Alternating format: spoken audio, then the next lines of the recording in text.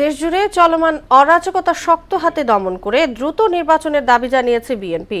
দলের vice chairman Shamsuzzaman দুদু বলেন, একমাত্র বিএনপি গণতন্ত্র, স্বাধীনতা ও সার্বভৌমত্ব রক্ষা করতে পারে।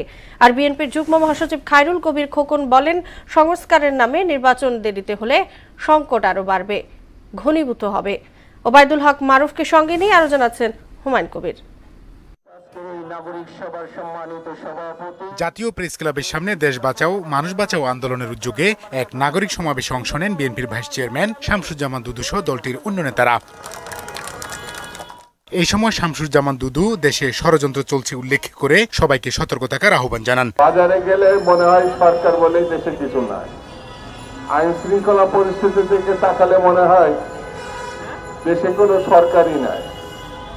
দেশে এমন একটা অরাজক পরিস্থিতির দিকে যাচ্ছে, সেই জায়গায় সরকারকে সতর্ক হতে হবে, শক্তভাবে এই পরিস্থিতির মোকাবেলা করতে হবে। এই সময় দ্রুত সময়ের মধ্যে নির্বাচন দিতে অন্তর্বর্তী সরকারের প্রতি দাবিও জানান তিনি। নির্বাচনের মধ্যে দিয়ে সুষ্ঠু পরিবেশ ফিরিয়ে আনা, এটাই এখন সবথেকে বড় কাজ। এদিকে রাজধানীর ইঞ্জিনিয়ারিং ইনস্টিটিউট মিলনায়তনে মহান বিজয় দিবসের আলোচনা সভায় অংশ নেন বিএনপি স্থায়ী কমিটির সদস্য নজরুল ইসলাম খান এবং যুগ্ম মহাসচিব খায়রুল কবির খোকন।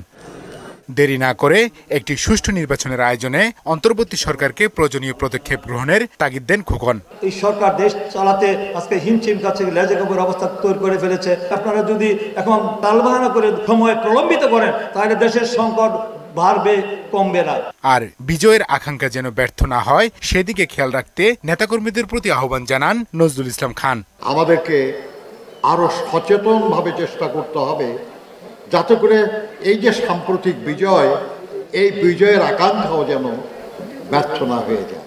হুমায়ুন কবির, মোহনা সংবাদ, ঢাকা।